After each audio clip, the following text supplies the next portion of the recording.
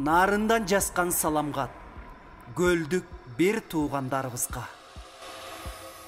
Қасиет гөлдің аймағы, қачанда келсең жайдары, толқыны өбіп жел сылап, тартуулай жанға пайданы.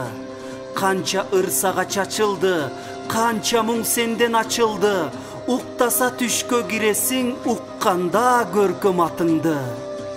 Көргөнгө қоздық анықчын, гөл жақа бұрсын бағытын, шамалы менен өпкүлөп шаңданып тосоп балықчым.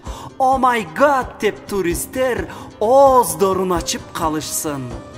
Толуктап қалып көрөнгө, тоң жери толгон өнөргө, саяпкер, мүнүшкөр саймачылар көп, саякпай чыккан өрөөндө.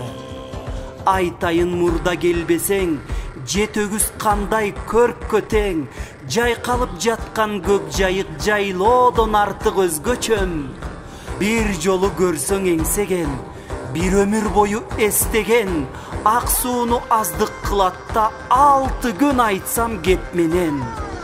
Түп десе эсте каркыра, түпөйлү пенде жанчыла, түбөөрду менен карматты төбөлдөр жетпей баркыңа. Эл деген шерлер жетилсе, кайтарат жерди артына.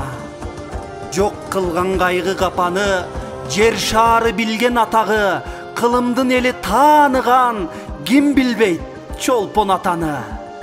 Каракол, улуу жакшы шаар, көлүмү бор-бор башчы шаар, сулуулук күндүң артылып, суктанткан мындай ас чыгар.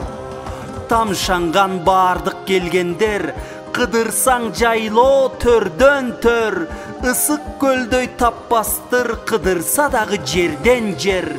Баарысын кел деп чакырган, кыргыздын пейлин көлдөн көр.